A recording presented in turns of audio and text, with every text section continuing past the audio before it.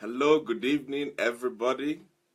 This is Tunde Disu once again on this, our special program every Thursday, Become a Better Man.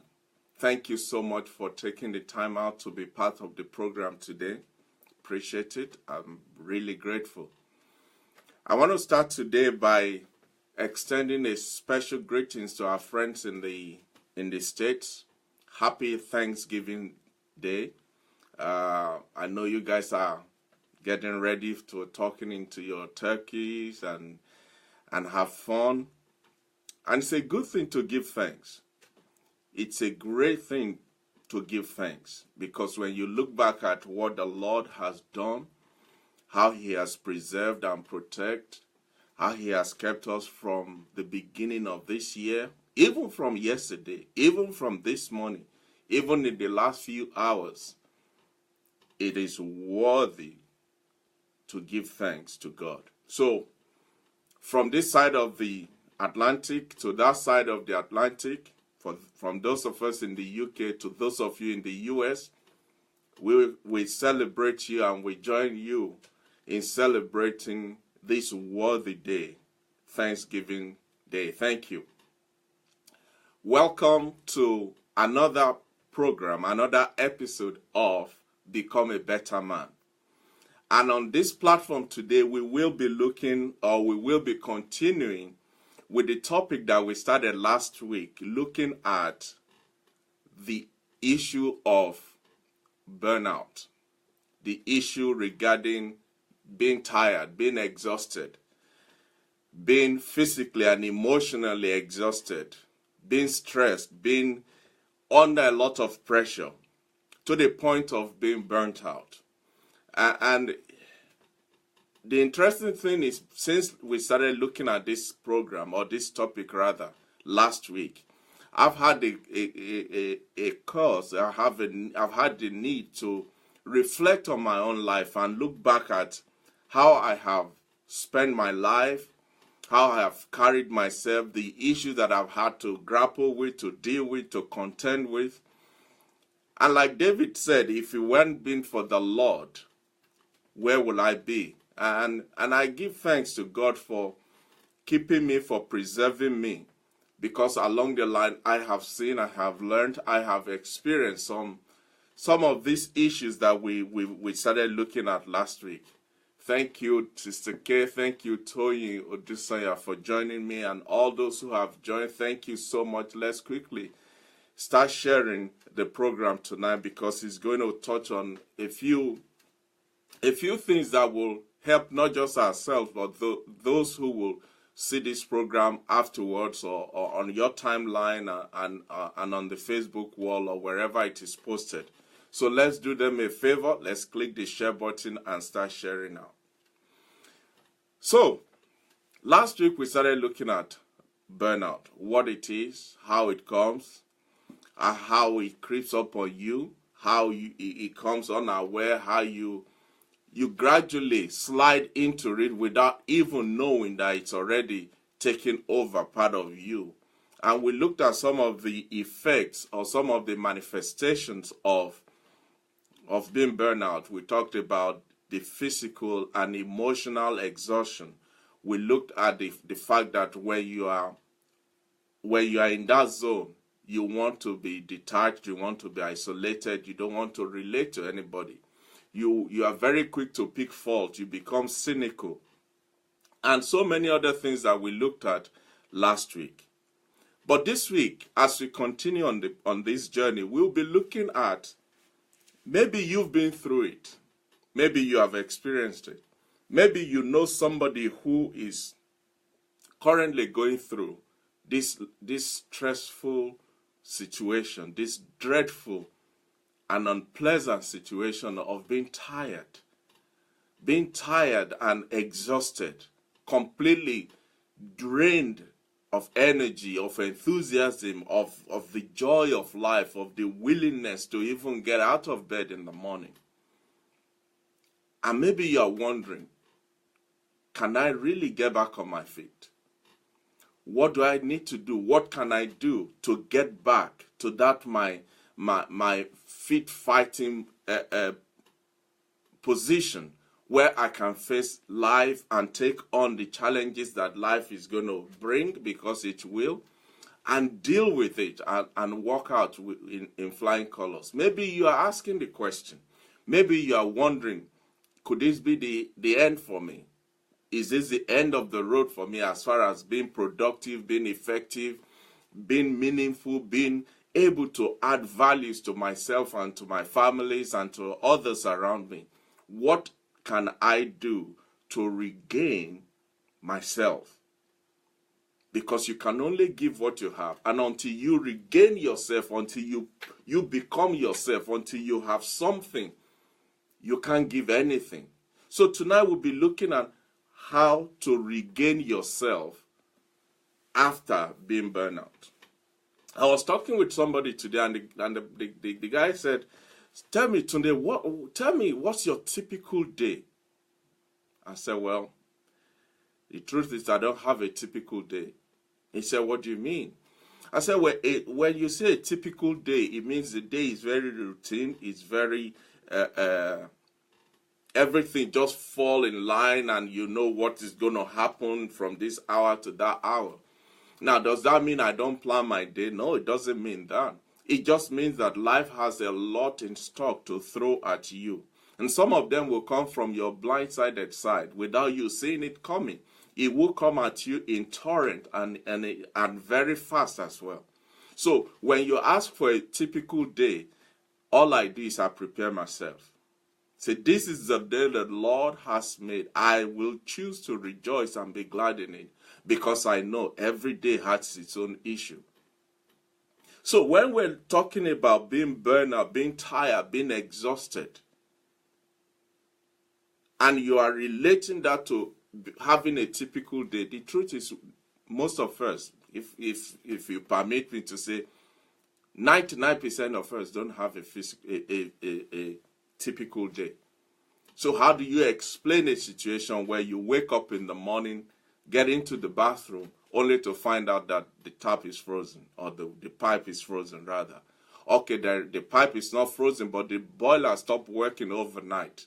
How do you define that in the scheme of things as a physical day? Now you have to take the children to school. You have to get them ready. You have to make breakfast. Along the line, you have to prepare lunch. You drop the kids at school. You are rushing to work. Now there is traffic. Is that typical day? And now you get to work, to your office, to your business, to your shop, to wherever you do your daily earnings, and everything start going as if somebody conspired against you overnight. And in the midst of grappling with all these daily challenges and life issues that are confronting each and every one of us, trying to keep all the balls in the air and not let them drop so that we can maximize what we have as far as our time, our resources, and our energy, our intellect, our emotions, all of these are invested in every hour of the day. And as we do this, as we run around trying to make all of this to happen, we ignore the fact that we are working exceptionally long hours. The hours just fly by and you're wondering, what? It's 4 o'clock already. Where's the day gone? We're taking on so much heavy workloads. We are putting enormous pressure on ourselves to excel, to make ends meet, to deliver, to perform, to be able to provide. And all of these, as good and as noble as they are, as honorable as they sound, all of these are the recipes for burnout. They are the ingredients, when put together, when cooked together, when mixed together, will result in a state of exhaustion, physically, emotionally, intellectually, and to some degree spiritually. You'll be exhausted. And you remember we said last week that the shift from being stressed to being burnout is very, very, very slim. So it is very easy to cross that barrier without even knowing that you've crossed it. Burnout, ladies and gentlemen, doesn't happen suddenly. It is very subtle. It creeps up on you. It's all over you before you can even say good morning. But God in his wisdom knew that a situation like this could arise. We could be in a place where we're facing similar things. And so God, in our making, in our system, put in it what I would call an alarm bell. You know, an alarm bell, you set it at night so that it can wake you up at a particular time in the morning. Now, whether you sleep or not, whether you were awake or not, whether you knew it or not, when that time comes, the alarm bell will go off. And most of the time, what we do is we close our eyes, stretch our hands across the bed, and we snooze the alarm. The alarm will be snoozed, but after 5-10 minutes, it will come back again, and again, and again, and again. It's the same thing with our body, ladies and gentlemen. We have an alarm system in our bodies that tells us, you are getting too close. You are getting too close. You are getting too close. It's getting hotter in here. The systems are beginning to quake. Your engine oil is running out. But what do? Most of the time, we ignore the alarm. Most of the time, we stretch forth our hands, we snooze the alarm. Oh, if I can just finish this project next week, then I'll take the rest. If I can just deliver this product by the end of the month, then I will take that holiday I've been planning for. But guess what? Just before you deliver that product, just before you finish that project, there'll be something else, and then something else, and then something else. And we do that all the time, every time, constantly, every day.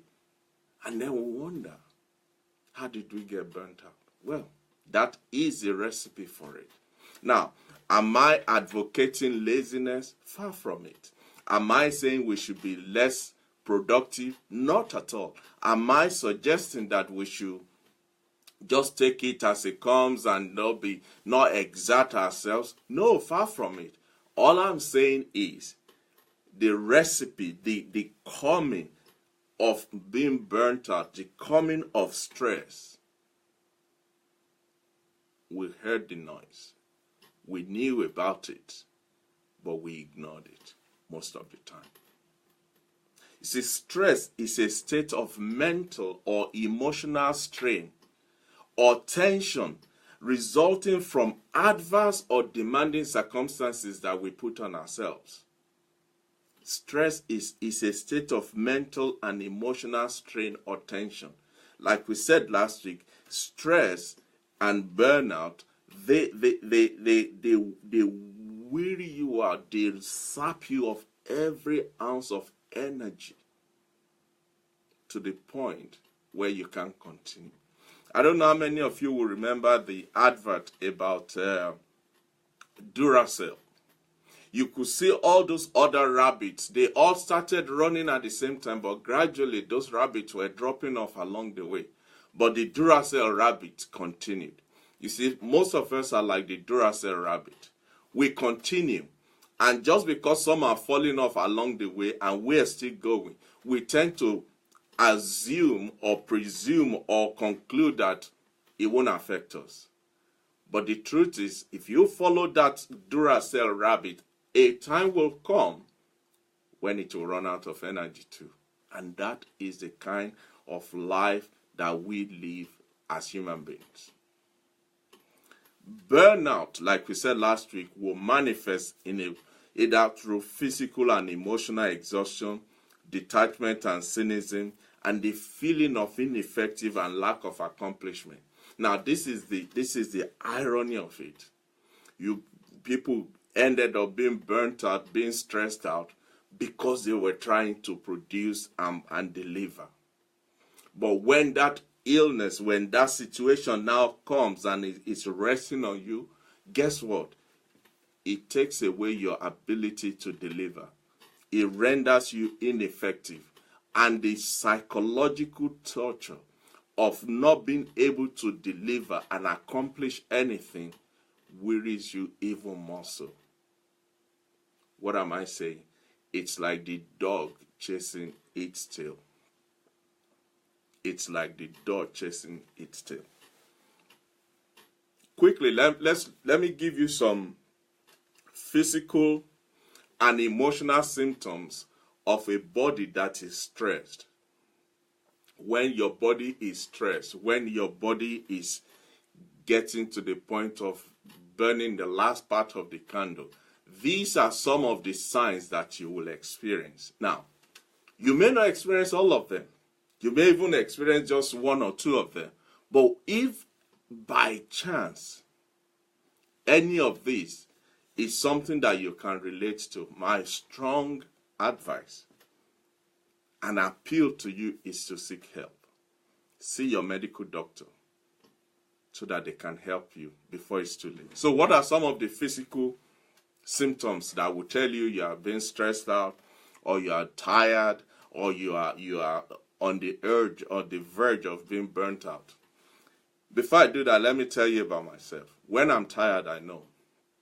How do I know? The first way for me personally to know when I'm tired is I can hear myself breathe. When I can hear myself breathe, I know I'm tired. Because ideally, normally when you're breathing, you don't hear it. You just know you're breathing. You don't even think about it. You just breathe. But when I can hear my own breathing, when I can hear myself breathing, I know I am tired. And that's the time for me to pull back, rein it in, slow down, take a break. I don't know what works for you. I don't know how you know. I don't know what symptom you pick up. But for me, once that happens, I know it's time to slow down. So, physical symptoms of being stressed: sweating, pain in the back or pain in the chest, cramps or muscle spasm, erectile dysfunction or loss of libido, fainting, heart disease, high blood pressure, muscular aches, nervous twitches, pins and needles, sleeping difficulties, headache, stomach upset. All these are signs that your body, your alarm system is ringing. If you have 2, 3, or 4 of these going on at the same time, you can't snooze the alarm. It will keep shouting at you. That's physical symptoms. Emotional reactions: when you are tired, you are stressed, you are under a lot of pressure. The emotional reactions or the emotional manifestations of that will be things like anger. You're just angry. Little things just get on your nerves. Your fuse is so short, it just trips easily. Anxiety. You lack concentration. You are tired. You feel insecure.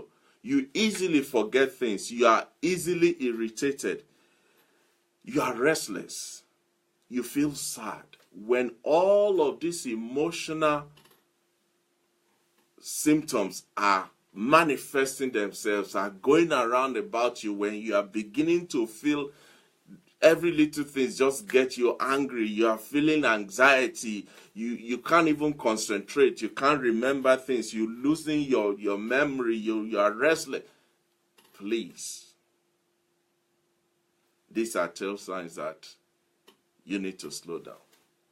You see, I don't know about you. In my short life, I have seen men and women full of passion, full of power, full of excitement, pursuing and running after their dreams and making their life happen. I mean, they are the envy of their peers and society. You could see them taking grounds, breaking new barriers and just going for it. And then all of a sudden, you see that same person. It's like the lantern, the kerosene or the oil in their lamp is running out. And you could physically see the brightness, the sharpness of their lights dwindling and just kind of almost going out of flame. People whose life once sparkled, they love their lives, they pursue their passion, they break new ground. And then when this stress, this phenomenon we're talking about, this stress issue, this fatigue and burnout, when it sets its paws on them, you could virtually see them just wither away right before your eyes. How sad. How sad is that? You see, a lot of bright people have lost their brightness. They have lost their passion. They have lost their dreams and their future, their destiny, to this issue of stress and fatigue. My prayer is that you and I will not be counted among them, that we will have the sense and the strength to know how to handle and how to deal with it. I know I've been painting some very not pleasant pictures up to now, and some of you are thinking, oh my goodness, what was in his tea this evening? Well, the good news is this: burnout is not a terminal condition. It's not something that will stay with you forever. If, and it's a big if, you take the necessary steps to adjust and redirect and remanage your life, you can overcome it. You can whoop it. You can deal with it. You can come out and be that same vibrant person again. And so tonight we'll be looking at some of the steps that you can take, some of the things you can do, some of the little things. You see, the funny thing is some of these things are so common. You can if you blink, you miss it, because they are things that you and I know about, we relate to, and we even do, but we don't do them enough to negate the effect of stress and tiredness. So what are some of these things? Quickly, the first thing is, if you have been through this, or you are going through these symptoms, or this series, or this issue of stress and tiredness and fatigue and burnout, the first thing you must do is to stop. Whatever you're doing, whatever you're handling, whatever you're dealing with, stop. Stop. Stop and take stock. Stop and ask yourself questions. Stop and try to reason with yourself. Stop and make an effort, an attempt to regain the control of your life. Stop. Stop and identify what happened. How did it happen? How did we arrive at this bus stop? I like the book that's just been released by Hillary Clinton after she lost the presidential election in 2016 to Donald Trump. She released a book recently, and the title of that book was, What Happened? What happened? How did we get to this point? So stop and take stock. Make a list. Look back, sit back and ask yourself, what are those things that are stressing me out? What are those stress points that I am carrying? What are those things that are making my body kind of just pull up tight? What are those things that have become burdens on my heart and have bowed me over? What are they? How did we arrive at this point? Once you identify them, not in your head, make it a practical work. Write them down. Make a list of whatever it is. Is it your bills? Is it your marriage? Is it your children? Is it your health? Is it your work? Is it your church? Is it your life? Is it your ambition? Whatever it is, make a list of those things that are causing you stress. Identify them. You see, once the cause of a problem is known, that problem is half solved. That problem is half solved once you know the cause of that problem. So having identified what these things are, having made that list of what are the things that are stressing you out, that are giving you sleepless night, that is keeping you awake all night, that is making you cry in your tea, and you go into the toilet and lock yourself up, as if the whole world is just enclosing on you so that you can escape. Once you identify all those things, the next step you should do is become your own therapist. Say, okay, I have this issue. I am dealing with, say for instance, the issue you have is your boss at work is the one stressing you, just as an example. Say your boss at work is the one that is stressing you. There's nothing you do that is good enough. There is nothing you do that he appreciates or he approves. He's always picking on you, and then try and identify and write against that issue. What can you do? You as a person, what can you do to rectify the situation? Again, let's use your boss as an example, as we were doing. What can you do? Well, so many things. Take the case to the human resources department. Take the matter to the person above him. Have a one-on-one, sit down with him and let him know, this is not helping me. It's stressing me out, and it's making me unproductive. Whatever it is you decide is your suggested solution, write it against that stress point. When you do that, psychologically, you have reduced the ability of that point to stress you. You have taken away the sting of that pain. You have reduced the hold that stress point, the hold that it has on you, you have just broken over it. You have just dislodged it from having that hold over you. Now that you have identified what the issue is, you've made recommendations of what to do about it. Now you need to start including that solution, that suggested remedy into your daily life. Again, let's use your boss as an example. Now you have identified your boss is your stress point. Now you've also suggested that the best thing to do is to either take this matter to a higher authority, or confront your boss, or talk to the human resources department. Once you have identified that, the next thing is, maybe you want to start with talking to your boss. Next time when you get to the office and he starts again, walk into his office, lock the door and say, sir, I need to talk to you. Or ma'am, we need to talk. This has gone for so long and it can't continue. What do you mean? He might shout or she might scream at you.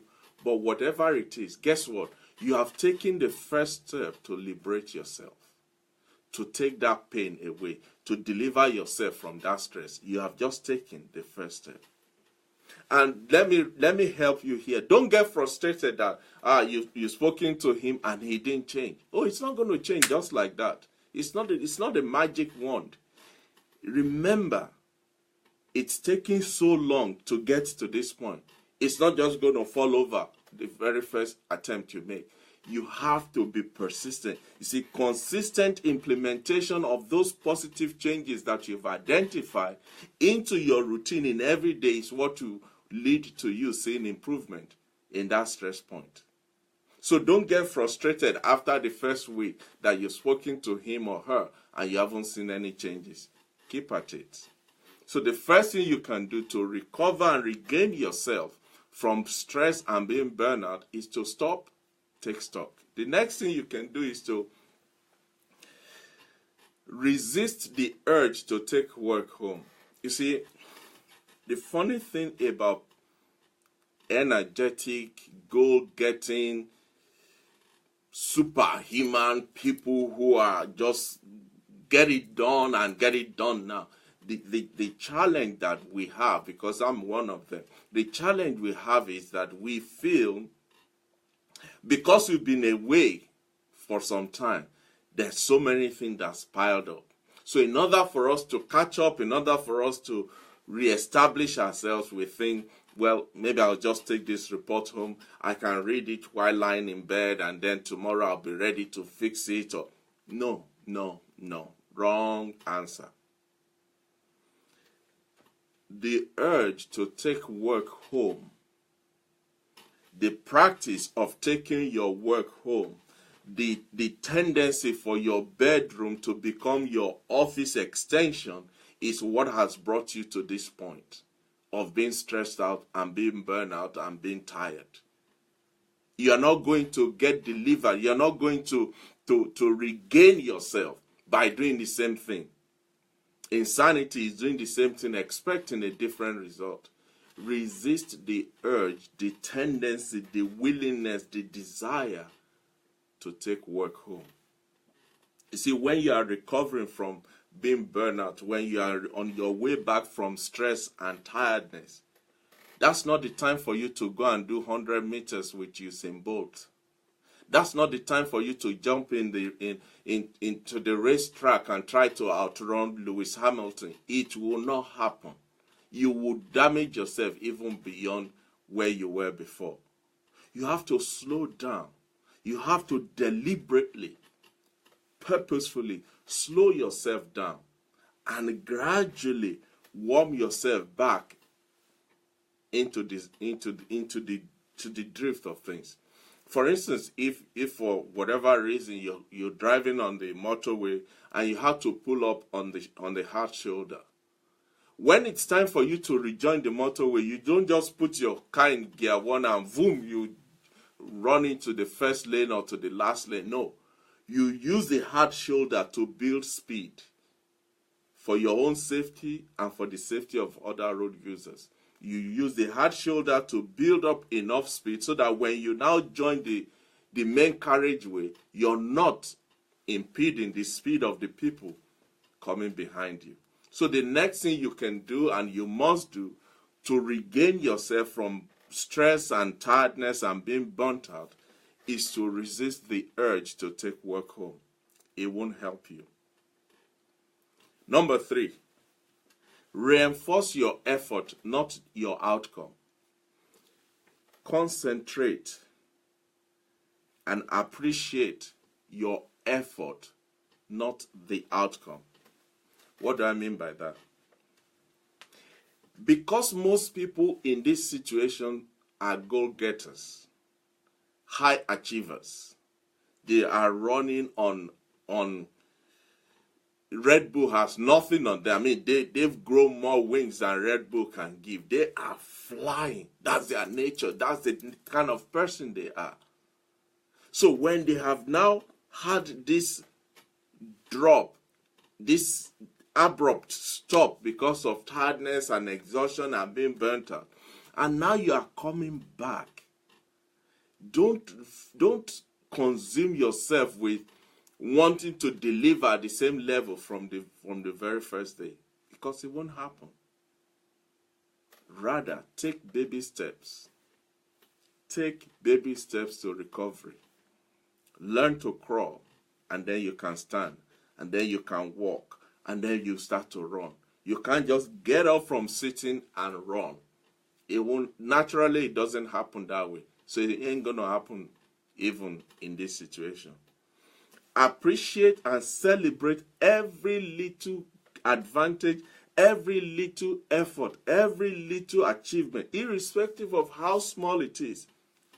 Yes. If you have seen people who, for whatever reason, have paralysis and they cannot use their legs, and they are going through rehabilitation of how to learn to walk again, just moving one toe is a cause of celebration. just moving one, just wiggling their foot, it's a joy and a celebration. And it should be the same with when you are coming through, when you are recovering in the recovery journey from being burnt out. Don't consume yourself with what you are not achieving. Rather, concentrate on the little efforts that you are making, the little achievements that you are experiencing, and you will come through. The next thing, you must learn to say no. I know for some of us that is perhaps one of the biggest problems we have. The inability to use the vocabulary of no. Learn to say no. Avoid the temptation of taking new commitments, new responsibilities, and taking on new challenges. Let's take on the mountain. Yes, the man is back. No. Avoid that temptation. Avoid the temptation to want to bring it all on you all over again because now you're back. No. Avoid it. Avoid the temptation of wanting to just hit the road going, and it's a recipe for a worse thing than being burnt out, than being tired. Resist the urge to say yes when you should be saying no. Oh yes, you have work to do. Yes, there are things to be done. Yes, there are things to be accomplished. Yes, you can still do all of that by not doing it. Yes, I said that right.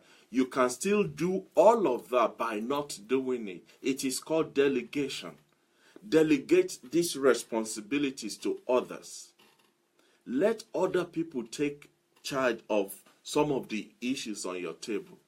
You see, one of the reasons people have problem delegating is because they think, oh, nobody can do it the way I do it. That's true.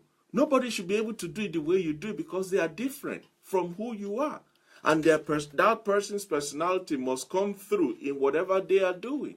So they're not going to do it exactly the way you would do it. But does that mean they will do it wrongly or they will not do it right? No. It doesn't mean that. It just means they have a different way, different style, different method of doing the same thing. And by delegating, you are doing two things. Number one, you are buying yourself time for recovery. You are buying your recovery back. Like they say, you are spending other people's time and other people's money. But more important than that, when you delegate, you are actually equipping and training and enhancing and empowering the other person to become a leader, to become better, to improve their person, to learn more. And guess what? They will thank you for it. So, learn the vocabulary of no and learn to delegate. I don't know how this is going down with you. Everybody is a bit quiet. Let me know what you think. Say something. Let me know if you feel what I'm saying is making sense and you can see value in it. Just say something so that I know it's been a blessing to somebody out there. Another thing you can do when you're on your journey to recovery or when you are coming out of burnout to get back on your feet is learn to take breaks between projects, between responsibilities, between commitments. Maybe you used to be the one that goes from A, B, C, D, E, F, and you just keep going and going and going and going. But now, when you do A, take a break. When you do B, take a break. When you do C, take a break. You see, when you have been through stress, when you have been burnt out, when you have gone through being tired, physically and emotionally exhausted, and you are coming back, your body has gone through some changes. Physically, psychologically, emotionally, You have been through. And it is important for you to know that your body is not there yet at that height of where you were before the nosedive. And that is why, for instance, you will see boxers. They will say, okay, my next fight is in 6 months' time. Is it because they can't fight today? No, it's because they have to build the body back into shape and be ready to take on the fight. And it's the same thing with you. Learn to just take a break in between projects, in between commitments, in between assignments. Now, when I say take a break, I'm not saying go on holidays to Seychelles or to Lanzarote. Well, if that's what you want to do, God bless you. But I'm saying close this case, finish, sign, seal, deliver. Take a breather on this, whatever it is you are dealing with now, before you take on the next one. Let me tell you the secret to doing it, the tool that you can use. When you finish a project, an assignment, a commitment, a responsibility has been fulfilled, delivered, your break time is the time you use to review what happened. Is the time you spend to peruse, to just go over what are the lessons learned during this project, during this exercise, during this investment, this commitment, while we were dealing with this, what were the lessons that were learned? Because those lessons can then be transported to your next project, to your next assignment, to your next commitment, so that you don't make the mistake again. But that time is your cool down time. It's the time when you simmer down. It's the time when you take a breather, take a rest. And when you do that, your body will have time to reconnect all the links, all the joints, all the bones and marrows. Everything will refresh and reframe itself back. And now we can go on to the next one. So learn to take breaks between projects. Thank you. Toyin Oduse said, learn to take a break from work when you are physically and emotionally exhausted. Adiola Nelson Abioda Delesi said, it is encouraging and it's very practical. Thank you, sir. Another thing you can do when you are going through, or you've just been through stress and you're getting yourself back to your fighting fit position, is to join a support group. Join a support group. I know some people are they find the AA to be, they think it's but the reality is those are areas where people recover and redefine and reestablish themselves.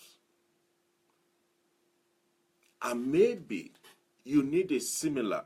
I'm not saying, well, if that's what you need, then by all means, go get it. Wherever you can get help, go and get it. But find a support group that can help you.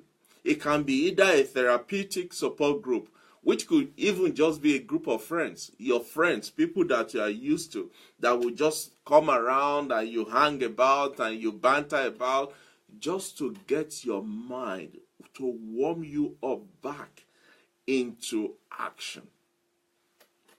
I remember when I was in Makurdi in Benue State, when I was in Nigeria, I had many friends who were in the Air Force, and every Friday we will go out. I was never in the military. I have friends in the Air Force, and we will go to the Air Force base in Makurdi, and we'll go to the officers' mess, and there you will meet people. When in that arena, there's virtually almost no rank, no seniority. Everybody is just, that's where you let your guards down. I remember the governor then of Benue State was Jonah Jang.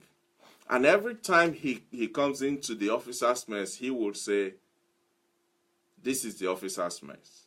This is the only place officers can mess about. So relax, enjoy yourself. And a therapeutic group could be something like that, where you and your friends could just hang out and talk about anything and everything. It could be something related to what you've been through or something totally different. You could join that group. What that will do is it will give you the opportunity to let out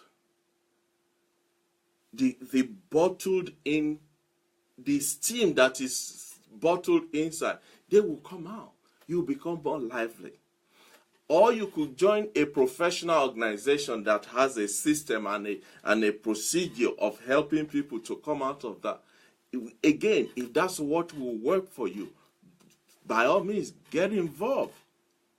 Get involved. Another thing you must do to come out of, to recover and regain yourself after you've been through this series or this season of stress and exhaustion, is try to socialize. You remember last week we were saying one of the things that will happen is when you are going through stress and burnout, you withdraw.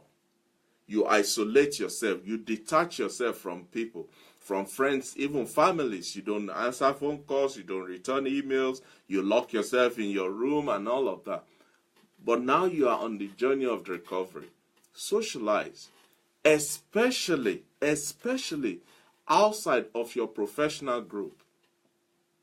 Don't say because you are an engineer, all the people that you hang out are the people who can tell why there are six horsepower versus the combustion of an Audi in comparison to that of the Mercedes. No. As good as that group is, what you need is somebody that can open up a new aspect of life, a new area of life that you probably have never seen or never experienced or never expected. This group will provide fresh perspective. They will stimulate new ideas and help you discover previously undiscovered resources. But more than that, you make new friends. You enlarge your contact reach. You now have your tentacles in different parts that can be a blessing to you. Also, when you're on the journey of recovery, don't ignore the basic rule of life. Don't ignore the basic rules of life. What are those? There are certain things that whatever you are, whoever you are, these are fundamental basic rules. You have to sleep. Yes. You have to sleep. You have to eat. You have to drink. And you have to socialize. Those 4 basic rules, you can't live without them. And in order to recover quickly, you need to bring them back into your routine, your daily life. Everything you do, you have to make sure you have time to eat. Eat properly, eat balanced diet, eat good, eat healthy food. You have time to drink, especially water. Drink water. Then whatever you do, make sure you have time to sleep. Because in sleeping is when the whole body goes to rest. And then they come back in the morning, re-energized and ready to go for what the day has for it. Learn. Find a way to socialize. It will open your eyes and expose you to new things that you probably have never seen before. Also, another thing you can do is to engage the old, traditional, tried and tested ways of dealing with stress. Things like progressive muscle relaxation. Find a way to relax your muscles. You know, when you are stressed, you are tensed, you are tight, you your muscles, they go into spasm. Find something, find a way to relax your muscles. Learn how to do deep breathing exercise. There is an app now that you can download from the App Store that will help you to breathe normally, to breathe just to relax, to breathe just for breathing's sake. Not just inhaling and exhaling. No, it would help you, it will open up even your lungs bigger and stronger than you are doing right now. There's an app for that. Free download. It will help you. When you are stressed, like we said last week, your brain focuses on negative things. Turn that around. Reframe those negative thoughts to positive meditation. Change what is consuming your thoughts to something positive. You can even have warm bath. Maybe in the evening, you just want to sit in the bath and just relax and wind down and just recover and reconnect back to yourself. A good massage will do wonders also as you are on your recovery journey. Another thing you can do to recover and regain yourself is to engage in what I call extreme vacations. Extreme vacations. Things like sandboarding in the Peruvian desert, where you are in the desert, snowboarding. Now you can even do sandboarding, where you really have a go at it on the sand. Maybe you are the type that would like cold environment. Go to Alaska. Do one of their dog sledging and just let the dog drag you, falling and shouting and screaming. Just do something out of the norm. Do something outside of the norm.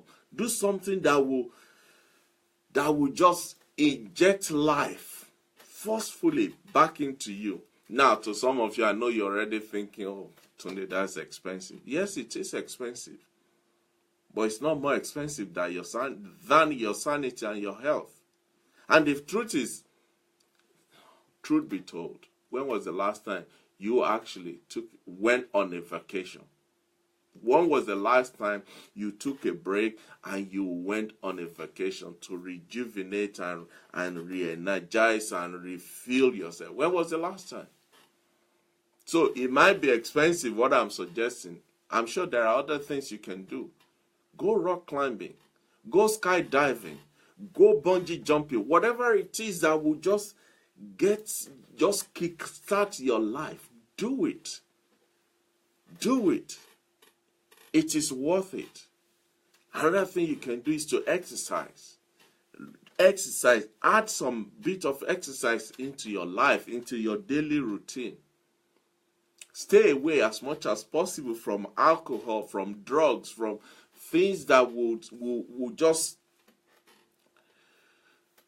they will just build you up and then drop you down. They will build you up and then they will slam you on the ground. Because that's what alcohol will do. It will give you the big rush.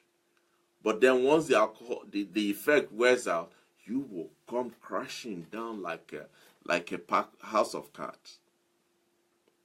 So avoid things like the intake of alcohol, the use of drugs, and all these other things.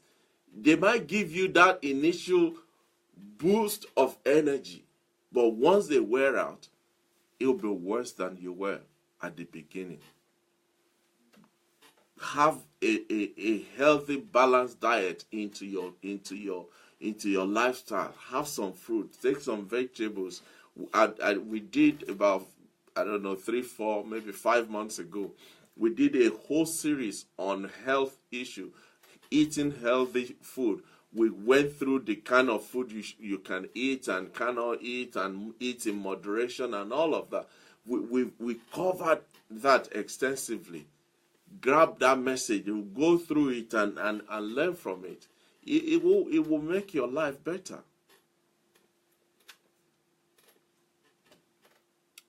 Finally, in all of this, even though there are so many other ways that I haven't covered, I can't cover everything, obviously, especially within the short time that we have. But whatever it is, while there are many ways to reduce stress, to recover from stress, to get rid of stress, the most effective key to getting rid of stress is in your hand. It's up to you to manage your own program, to manage your own life, to know what you have, know what you want, and know how to deal with it. Because what works for you may not work for me. What works for me may not even work for you. So you need to discover, you need to find out, in all of this that you've talked about tonight, Tunde, which one would actually work for me? Maybe 2, maybe 3, maybe even 1. But whatever it is that will work for you, lay hold of it. Grab it and don't let it go until you start to see those changes that you desire, that you deserve in your life. Because I know there is more to you, there is more to me, there is more to all of us than the challenges that we're facing right now. And if you can just take on board some of the things that we need to do to overcome these challenges, there is definite light at the end of the tunnel, and it's not a train coming towards you. There is hope. There is future. There is life ahead of you. Don't let your immediate situation and circumstance, don't let it bottle you and cloud your sight from seeing the future, the great future that lies ahead of you. Because you are worth it. Because you deserve it. Because it is yours by right. Because it has been bought, paid for by the Son of God, so that you and I can live a life. He said, I have come to give you life. Life in abundance, to the full, till it overflows and become a blessing to others. So we will not allow stress. We will not allow fatigue or even burnout to deny us of that life that he came to give us. Ladies and gentlemen, it's been an honor again tonight to spend this time with you. It has been, this is something that is really close to my heart, because I have experienced this thing at least 2 or 3 times in my short life. But I thank God that I'm back on my feet. I am bouncing, because I took on some of these things that we're talking about tonight.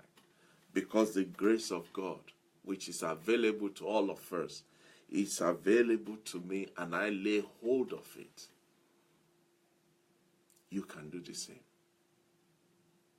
You can do the same. And as you do it, you'll be smiling, just like I am. Thank you for your time. Thank you for your commitment to this platform. Thank you for your encouragement. Thank you for your words of encouragement, for your feedbacks, for your phone call, for your comments and everything. I sincerely, hand on heart, appreciate every one of you that's been part of this program till now. Next week, we're going to look at, we're still talking about this issue of stress, but we're going to be looking at the age of technology that we all live in and how that has increased our stress level. And what are some of the fallacies that has fueled that addiction, that almost inseparability that we have towards our so-called gadgets and technologies, and how to reduce the stress that they bring and add to our lives. So it's going to be interesting. Don't come alone, invite a friend. And please, if you have not shared this program, please click that button. Let's go and share it so that others can benefit also from the things that we've discussed tonight. Ladies and gentlemen, thank you for your time. Until we meet again next week, this is Tunde Disu once again saying, we're not going to stop. We refuse to stop because we have a destination. And that destination is where we will all be seen, regarded, and addressed as better men and better women. Until next week, God bless you. Thank you. Have a great evening. Bye-bye.